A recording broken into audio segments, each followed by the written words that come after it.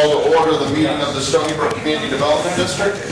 This is Tuesday, June 28, 2022. The time is 6 p.m. and we'll let the record reflect that all supervisors are present at roll call, with Supervisor Brady participating by conference call. With that, I would ask the board to consider a motion to allow Mr. Brady's continued participation by conference call, noting exceptional circumstances.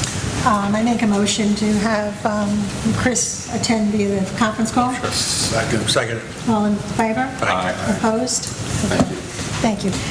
And I will just ask at the beginning, since we do have two people on the conference call, that we kind of keep any other conversations, because it's kind of tough for them to hear us. And so if we could just do that, I'd appreciate it. Okay. Public comments. Do we have anyone that has any public comments? Your name, please? Scott Rourke. Yeah, I'm Scott Rourke. I live at 21527 Bellhaven Way, and I apologize for not being up to speed on everything going on around here. So I do have one question. It's my understanding from when we were at the master meeting, there was a comment made about a gas station possibly maybe going in, and consideration for them asking access to be able to dump water into our preserve. I'd like to request that the CDD deny that request. That is something that is going into what is a preserve. It is a natural area, and any water being dumped from that is going to have contaminants in it. And so that is going to be detrimental to the surrounding area and everything that the state of Florida stands for. I mean, there's so many protections for the wildlife, and the preserve in and of itself is shrinking all the time with the recent development. And I currently work for a company that is guilty of that. So I'd ask that the CDD deny that request for that. That's my one thing. Two is the drains for the water runoff, the sewer drains and the roads. Have all those been cleaned out? Is my understanding that they were in the process at least of cleaning all those out? That was done by the HOA. Oh, sorry. And that's okay. And Bill, I think we had them all. They've all been done. I think we've just had such a tremendous amount of water. What do we have? 6.5 inches Saturday night, 1.5 inches last night. We've just had so much. Right. But yes, they've all been cleaned out and I believe corrected if possible. Yes. No problem, we know. Okay. Okay. I guess I can get with you outside of this about, I understand that it takes time for that amount of water to drain. And there was one on Bellhaven Way that had flooded over and was there for a while. I did see that it was actively draining, but I just didn't know Well, right now, capacity. Water levels of the lake, we get more rains like we've had, the heavy ones, so the streets will flood. Right. Because Okay. the head pressure in the lake is slowing down the water percolation out of the Sure. street. But they will drain, the lakes will hold it, and if you look at the lakes about 24 hours after the rain stops, they're going down slightly, because we've got the two weirs, the one by the 14th Green and the one at Wyndham are working fine. Which I went out Sunday after the rain, but I checked them. And to my astonishment, but they're flowing. Usually the one at Wyndham doesn't even flow until late summer. Right. It was well on its way. So, and that one had some debris in it, and I got it all out. And it was flowing pretty good. The one on 15 Bellhaven, I call it 15, it's that bathroom there, on 15T. It's doing well. It was fine. It's pumping out water, but you can even see the little vortex. Yeah, that's what I saw. On that, there, because that's what the drainage is. But those are the only two outfalls of the community. And it's split up, so when you come down the main boulevard, everything to your right goes out at Wyndham, and then everything to your left goes out behind Bellhaven. Okay. And that's how the community drains. Okay. I guess. And it does seem that, I guess that would be east end, everything to your left on the back end does flood quicker, but it drains faster. Okay. That area, that does drain faster than the Wyndham area. I don't know why, but the Wyndham area typically over the years is sometimes the water doesn't come through there at all. You know, it doesn't have to drain out that weird. Where it's 15, usually by mid-August, it's really cranking. That first 6-inch rain event we got back on the 3rd, filled up the lakes. It didn't get that going, but it was enough to where now every time we get rain, it's pumping out. Yeah. Okay. And, sorry, back to the first question with dealing with the preserve. I've asked multiple people, and I can't get an answer, is how far from the fence going along back into the preserve does this community own? How deep does that go? And that's something I would think should be on record someplace, and I can't find it, and I would think that one of the two boards, probably, I'm going to guess the CDD, should have that. We did have a survey done about, 2 years ago. I mean, it does go out to the fence along 7. I'd have to look at it, and I'd have to... What area are we concerned with? You're talking about the preserve area, and it goes... Yeah, so as far as back this way, if you went on the LIPA, .org, and looked at like the geo view, and it has outlines of the property, that'll show you all how far it goes back. It'll give you a good idea. It's a little offset, but it's really, I mean, for all intents and purposes, it's what you're looking for. Because it's hard to say how many linear feet. It goes back a good ways. There's 200 some odd acres that was mitigated for the building on Stony Brook that was have to set aside when they built this, for credits. Right, I'm just talking about feet depth from the actual chain link fence. Pretty deep. Deep. So no one can give me... In any one direction, I would say 800 to 1,000 feet, if not more, in some areas, depending on which way you go. Yeah. Okay, all right, that's all I have. And I have a map down in my office, if you ever want to stop down there, I can kind of show you, it'll show you the border on it. Okay. Thank you. I can probably measure it. Okay, thank you, Mr. Ork. Does anyone else? Yes, Jean. Up here again. Yes, please. This is Jean Bates. I'm Gene Bates at 11374 Stratham Loop, and I was going to wait until John and Jeff spoke, because they may cover this, but I guess this is the time to bring up a question. I just had an issue on the tall green light grass, weeds that are growing in the course. And a few months ago, I mentioned something at the meeting that it looked like that was becoming a little bit more prevalent. And I seem to recall about 2 or 3 or 4 years ago, someone mentioning when it just started that, hey, that stuff can kind of take over, an area. Well, I'm not an agronomist or anything and such, and I even said a few months ago, well, guys, it may not be too bad on the golf course, but when it starts getting into people's yards, well, I just noticed the other day, getting kind of next to our next door neighbors, which is next to us, of course, on 10, that stuff is growing pretty good in the rough and going, I don't know which direction it goes, whether it's going to go east, north, south, or west, but it's there. And I do know from talking to a couple of you guys, as well as an agronomist actually, just at a bar, that's the weed killer is extremely expensive for that stuff. I understand that, but I mean, it's a golf course, and that stuff looks like it is kind of spreading, but I am concerned about it coming into the yards where we're, spend money to make the yards nice so that the architectural review committee doesn't get mad at us because we got crap growing in it. The stuff's growing like a weed, no pun intended. John, but I'm concerned about it coming. Spray for that, didn't Just recently, about a few weeks back, you'll see where it's starting to come back in some areas because it was so thick, like he was talking about. We were scheduled to spray yesterday. Obviously, we were doing other things, pushing up bunkers, repairing washouts, Well, sure, that's right. Besides, it's a good thing it didn't because it rained yesterday. So, and we just got to find time, but it's due. It's definitely. No, I understand, and it is interesting. The guys mow all the time, and where that is, the grass in the rough or in the fairway next to it is mowed, so they did the whole thing at one time. That stuff just grows like crazy.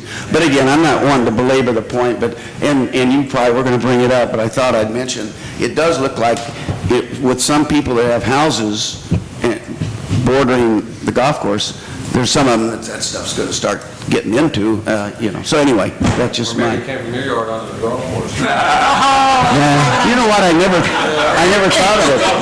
I never thought of it, but I spent a whole lot of money to kill it in my yard. Okay. Well, Thank we you, Gene. played this weekend, and this is the first time I noticed how brown those spots are now. They used to be bright green, so it's taking effect. Mike's, you're behind your house, that area was real bad. And it's time, but it's too wet, you know, like I said, we were scheduled for yesterday.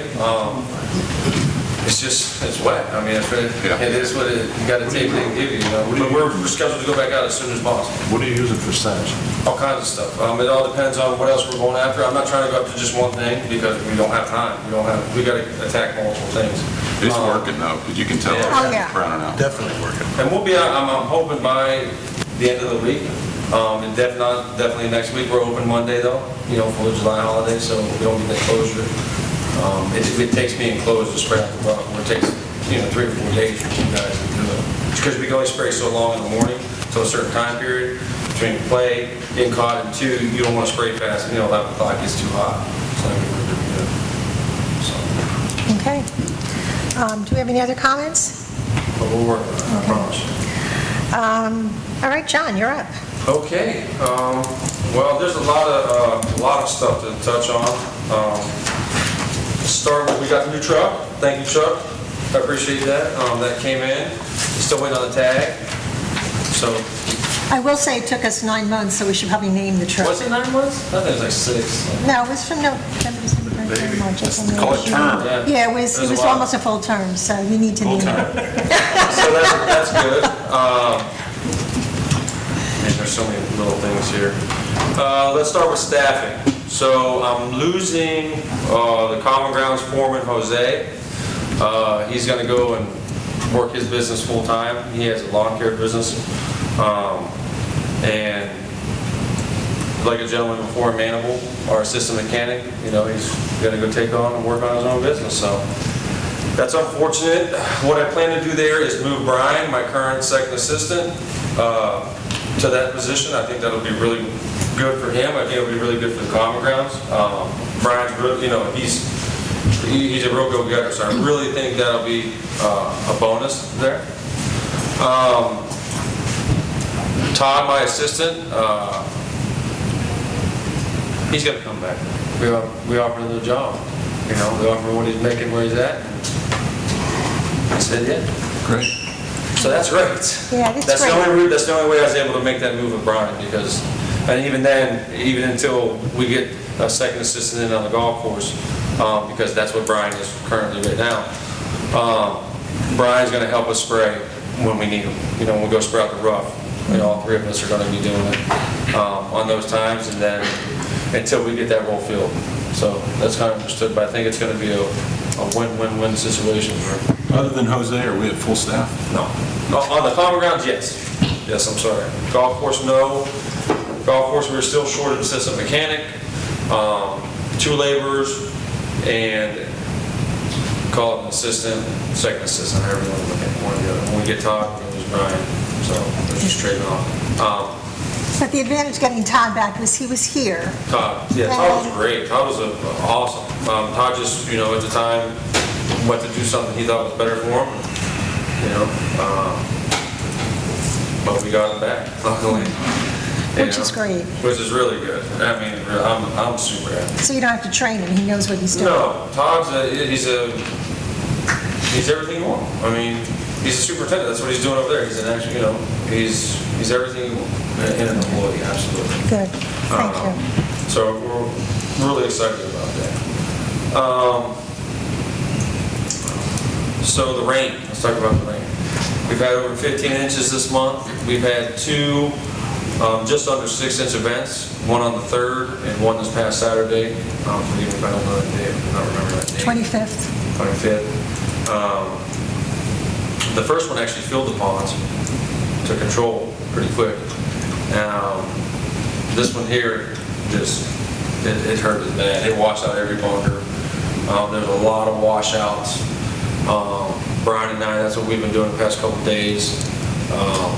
Tees, next to Cart Pass, behind Lake 1. We've got a little bit of rain last night after we fixed some of them. And most of them held up, a couple of them we had to repair. So, like Bill and I were speaking, we're full. We're absolutely full and it's early, and it was predicted to be a wet summer, so, hold on. Today was hard to even make a cart path only because there was about a 400-foot section of 10 of the cart path that was completely underwater. And there was probably 3 feet of water at the time we rode by in the morning, so. And you have 2 nice lakes on 18. 2 nice lakes on 18, had 2 on 10. So 15 is not far. 15 will capsize in the front there, in the front of the fairway. There's a drain right there. That'll eventually become, at this where we are, if we keep getting any more rain. So fingers crossed. It's weird how you want rain, you don't want rain. Yeah. So, what else? The tree removal of the Duffys, we got that scheduled for when we're closed on the 11th through the 13th. We'll be closed for air vacation, so there won't be any traffic other than Duffy's patrons, which will start around 11, but we'll be done by then. It's more of a concern for people walking up the 2 by the pro shop, where they're concerned more for the contractor than anything, as far as people. So that's when we're going to do that. What else? Flowers look like absolute crap, death. We took those out today. We're going to do new ones tomorrow. We're going to go with some pentas. Yeah. Something to say about that? The green? What's that? The putting green?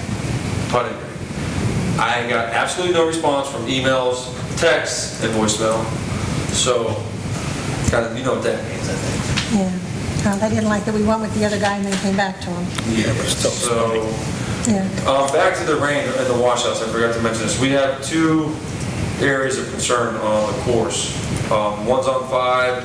It's not that much of an area of concern. There's some exposed pipe and wires. We should be able to take care of that tomorrow pretty effectively. It does look like the pipe is kind of came out a little bit, so I'm going to get a belt restraint and put it on so that can't expand anymore if that's the case. 16. So the spillway on 16, it's completely undermined. It's collapsed from the actual cart path. It's just sitting on the dirt, so it's not going to collapse any farther, but there's 2 ways to really fix this. We can cut a section out of the cart path that's there and just pump concrete into it and fill it. There's no pipe or wires, so we've already inspected Where is it. that on 16? At the spillway on the cart path to the left, Oh, is by that the- little pond, that little Okay. irrigation By pond. the tee boxes? Yes. Okay. It's a real tight spot. We would have to, coordinate groups and put some cones and some ropes and stakes and have people come over those tees. Summertime. Or we call a contractor and let them rip up everything, take out that spillway, reform it, add some material, reform the pad and the spillway, and re-pour it. Is that necessary? I don't think so at this time. I think we can cut it, pour it, fill it. That would probably be around $1,000. I think we're confident it's going to be 3 to 4 at least. If you can do it, and you feel you can do it without giving up, your other work, then go ahead and do it. It's okay to use until maybe... Oh, yeah. Okay. It's okay. It's stable. It's not... It's not going anywhere. But if we keep getting rain like this, it absolutely is. Okay. Absolutely. All right, then go ahead and do that. What else? I spoke about the outflows. Brian? Oh, so this came up today. This is getting more and more frequent. And it's nothing to our change, anything that we've changed. I'm getting a lot more noise complaints. And I think it's because the neighborhood's changed a little bit. I think a lot more new people, new homes, different people in different areas. Noise And I about get it, I absolutely get it. It seems to be more the rollers than anything when we roll. So I talked to Dave, my equipment manager today, and I said, hey, let's try to buy some mufflers or something. Let's try to mitigate the sound on these and see if we do that, if the complaints stop. Okay. But I just got a complaint from a gentleman that I believe lives on Lancaster. I haven't had a chance to speak to him, but Crosby and Dave did. And right now there's a few areas that we have to bounce around. We don't do this area at this time just because of the years of complaints. But it's getting to the point now where it's like, okay, can't move anymore. Yeah. You know, what are we gonna do? So that was when you were doing the 16th, the 11th green? 10?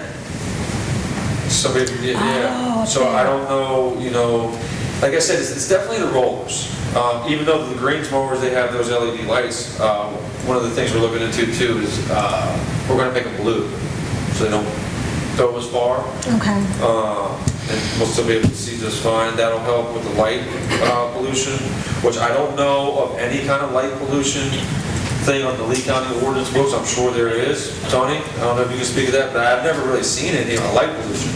Usually it's geared towards street lights, lights for, like in parking areas and highways, and like commercial areas, car dealerships, where the glare can't go over the property line. That's usually what it's geared towards, as opposed to moving equipment. Right. I mean, I can check, but that's typically what it's geared to, the stationary light. Okay.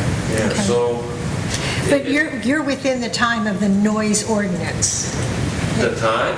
Yeah. No, we started at 5:30. But aren't golf courses allowed to start earlier? But it's not allowed to.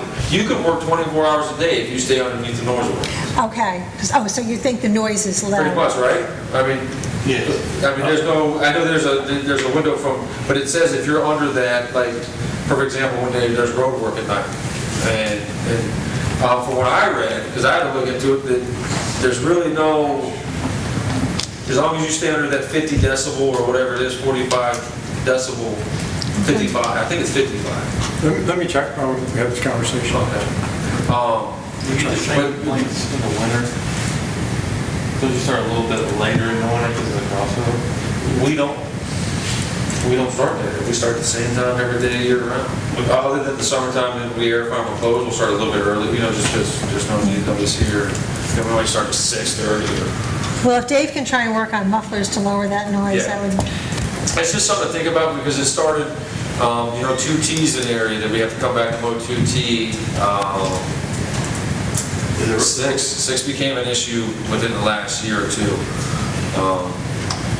Yeah, so it's just, I just think as the neighborhood changes, there's new people and, Yeah. you know. The roller does make noise when you turn. You can hear it when it turns. Yeah. You can hear it from when you're doing 18, I can hear it in the pro shop sometimes. Well, and then that's the thing too, early in the morning, I live on 5.5 acres in the middle of nowhere. I can hear everything at night. I mean, my neighbor's talking 300 feet away, if I just sit there and listen, they're having a normal conversation, you can hear them. You know, because the sound travels so far. Yeah. But from having issues in the past, I know it's like 45 decibel dBs at the property line at the time you're working. Because there's ambient noise, right? In the daytime, the ambient noise becomes much louder. Right. So I got that going. That's just something I wanted to bring up. Okay. Well, if Dave could work on that, or you can get the... Because that affects, there is a leak, I'm sorry, go ahead, Chris? Chris? Yeah. Yeah, can you hear me? We can hear you. We did a study on that sound. I'm pretty sure you did, John, correct? That was on number 9. A few years back. Yes. I don't know about this new complaint. I don't know if we would be, thus far, the complaints we have had, because I do have a decibel meter, we have been in compliance. Okay. I don't know if this one's going to meet that criteria. 10's pretty close to 10 green, Yeah. you know, and that sound bouncing off the condo maybe, I mean. Well, if you still have that meter, why don't you try it? I am. Yeah. Okay. And you know, we've been, for some of the complaints in the past, we've been, not cited, but just cited by, you know, those of us there just saying, hey, we've had noise complaints, you need to be within these parameters, so. Okay. John, just real quick, it appears, I'm checking the codes, but this one amendment that occurred in the village back in 19. Pardon? I was gonna say, don't let me down. No, I'm just kidding. Let me scroll back down. I'll check to see if there's any further revisions, but this is in 2019. It's sound levels by receiving land use. And for residential, public space or agricultural, between 7 and 10 at 66 dBA, 10 p.m. to 7 a.m., 55 dBA. So that's the decibels at the receiving property. From those hours, Yes, that's the max. 66. Between 7 a.m. and 10 p.m., 55. And between 10 PM and 7 AM, it's 55. Yes, that's what I believe, yeah, 55. Because I was going through that. And so far, those complaints we've had have been under that criteria of 55. Well, if you could just check on 10 and see. Yeah. How long is the, Well, if it's multifamily, are there any multifamily units? Yeah. Well, there's the Oh, we condos. looked, I think it would be a few. Multifamilies, in the case of multifamilies, you can't permit to be created any noise that exceeds 50 dBA between 7 to 10, or 45 dBA between 10 PM and 7 AM is measured from the receiving dwelling unit within multifamily dwelling. So if the multifamily is so low, So a condo would be a multifamily. if there's more than 2 units in the structure, I'm sure. Yeah. I can check the definitions too. That's what I'm all doing, Okay, all right. okay. So it's 45, right? For multifamily. Yeah, that's what I thought. Lloyd? It goes back to our covenants. Everybody gets a covenant, and it states in there that you are living on a golf course. You may get hit by a golf ball, you know, but it is what it is. Right. But people don't read the covenants. But they sign that they've read them. And, But they've signed that they've read them. Yeah. Well, yes. You have to at settlement. and I appreciate that statement there, but I don't know if that holds up. I think, does Lee County law ordinance hold up over a private community, right? Well, there's 2 different sets of regulations. The covenants are a contract among all the property owners, and the village's ordinances are governmental bodies' laws and ordinances, so they're separate and apart. But we can look at some more, again, at this, for example, I mean, it talks about, there's exceptions, so we need to go into exceptions to see if any of them qualify. And for what it's worth, I've been pressing, our manufacturers for years. I said, the next biggest thing you guys need to do is make these things quieter. Yeah. More sound, so we can be out there, make them quieter. Look how close in any community, you play enough golf, I know you play enough golf, all 4 of you guys play enough golf, and how close those homes are in community, Yeah. the sound traveling across the water, and, will they ever make them electric? I was just going to ask that. We're going green. they're going there, they're trying. It's just the battery technology's not there to last that long. They got electric walk mowers, Sweet, let's get them. but they're good. Then you need May have to another, do that on 10 and you 11. need another 5 or 6 people, but, Yeah. So, What brand is your equipment? Toro. Okay, have you spoke with Toro? Yeah, I've told them over the years, I've been to workshops, if you will, just equipment seminars, and where they're showing maybe some new equipment that they might want to bring to market, get our feel on it. And I just would comment to them, please make them quiet. Why not? I don't think it's that hard to do, right? I don't think that's something that you would think that's that hard to So do. where I was going with this, do they offer a replacement? No. These equipment companies are offering anything. So to be honest with you, it's bad right now. And then we got budget, but I don't know if you want to wait for that, the budget, when we get to the budget? Yeah, we'll get to the budget when we get to Okay. that. So then other than that, that's really all I have. Mike has a question. Hey, John, the flowers. Now, are we continuing to get the flowers from the same company? Because the last time the same thing happened. This will, according, when I was consolidating to get the trees cut down at Duffy's, I asked my guy, the guy, Isaiah, who works for Coker, I said, why are these flowers not doing too good? I had the same flowers last year, same soil. He's like, it's too hot. And I'm like, but I had them last year. He's like, you did? I'm like, yeah, I did. He's like, huh? He's like, yeah, typically it's too hot. And I was like, Too hot. it's hot. He's like, it's too hot. He's like, I wouldn't have chosen these this time of year. And I'm like, but I had them last year and they were just fine. He's like, these are more like fall, winter, I was like, okay. Didn't we have the salvias first last year, and then we put No, something? we haven't had the salvias for a few years. It's been Okay. probably. But we had an issue with the flowers this past year, too. We had to replace them. No, last summer? Well, last year sometime, I know they were bad. 2 summers ago, we had to Two replace summers them. ago, yeah, already? Yep, how time flies. So the Pentas should, Yes. okay. And that's on me, you know what I mean? I thought they'd be fine. They worked last year, and they got great color, and, Country Creeks was doing fine. It's a much smaller unit. I think that's probably why. They have more shady Pretty areas, shaded, too. and- Yeah. So Okay. instead of just letting it look like that, gotta do something, right? Oh, yeah. So, tomorrow, be a whole new Whole new look. white, lavender, and, help me out here, however you want to say it, salmon? Salmon. Salmon. Salmon. Thank you. Salmon.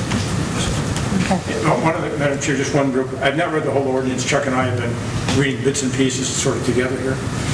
But there's another exception. It says noise created by operation of equipment or conduct of activities normal to residential or agricultural communities, such as lawn care, soil cultivation, domestic power tools, lawn mowers, maintenance of trees, hedges, gardens, saws and tractors, street sweepers, mosquito fogging, tree trimming and limb chipping, and other normal community operations between the hours of 7 a.m. to 10 p.m. So that's an exception. So whether or not, since this is a community, it's a golf course community, that's an argument. If it's agriculture. No, it says residential or Residential. agricultural community. okay. This is residential. Because I remember that, I've read that a few times. And That's an argument, but, once again, you can always argue, and they may look at you and go, yeah. Yeah, We'll try. hey, keep kicking it down the road, right? Okay. It's a deal. So that's it, that's all I got. Okay. You know, Thank we get you. the budget, then there's a lot to do over there. Yeah. Jeff? Well, June has been a good month. We seem to be running ahead of plan again. We had a great couple of days, 4 days with our deaf golfers. They were terrific, really nice people, and they played, practice ran on Monday, Tuesday, Wednesday, Thursday. They had a lot of fun, enjoyed, and had very complimentary of the golf course, and we had a lot of positive social media presence from them, so it was good. It was a good event. It was a lot of work, but it was a good event. And with that being said, Jeff, I understand that one of the staff at Duffy's knew sign language and was helping them all out with their orders and everything, which was a great working hand in hand. Yeah, Peyton's pretty good at sign language too. She's not Okay. a professional, but she was able to, she knew some things and picked up some other things, and it was pretty cool. Good. Yeah, and we used little chalk, little whiteboards and wrote on them, and, this is my sign language, this is applause, and I learned some things, and hello, and it was a really interesting experience. We probably won't see them for probably 7, 8 more years. They go all around the southeast United States, up into Maryland and Pennsylvania even. Nice. So it'll be 7 or 8 years before we see them again, kind of like cicadas.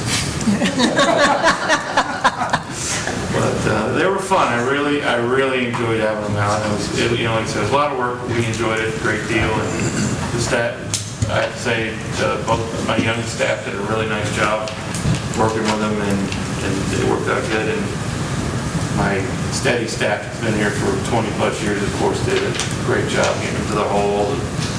And they're the first group of golfers in a shotgun that I've seen actually listen before they went out.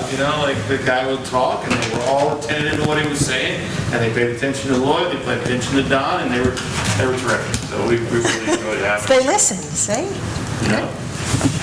I don't have any staffing changes currently. We're fully staffed, and we got some vacations coming up, and some people are going to be reduced some hours here in July and August because we are getting slower.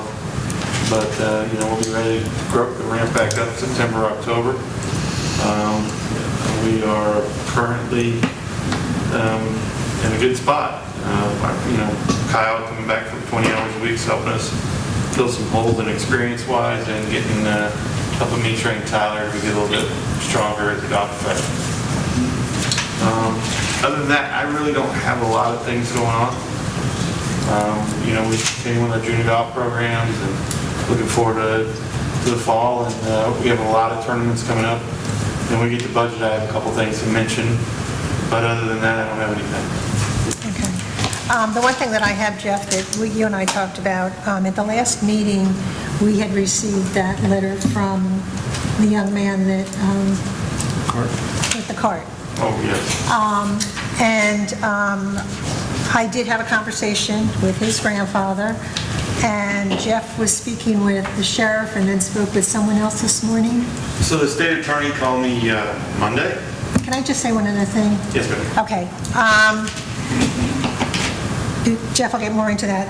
The options that we have are continue to prosecute or allow this young child to go through the diversion program, which means that for now, the charges would be put on hold. At 14 years old, if he does anything between now and 18, these all come back. Jeff, you can continue. So the state attorney called and told me that both the other two individuals that were involved, which there were two individuals in the golf cart, that had personal property, wallet, clubs, over a couple $1,000s worth of stuff in the cart, were both willing to go with the diversion program for this young man. And he was asking me, would I be agreeable to that? And I said, I can't tell you yes or no. I need to go to my board and get their decision. And when they tell me what their decision is, I'll be happy to tell you. He's going to call me tomorrow morning to find out what your guys' as a board decision is. It's a tough situation. I mean, it's a really, as a guy running a golf course, it's a difficult thing.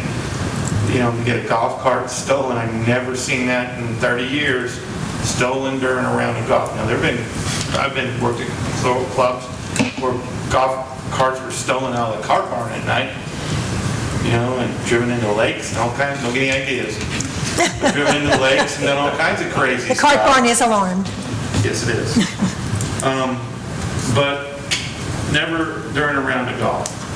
But that being said, if this program will work and the young man is compliant to, want to lead a little bit better life than stealing carts and trying to run tricks that are going to wind up on the internet, and I think, to me, we can work that out. And maybe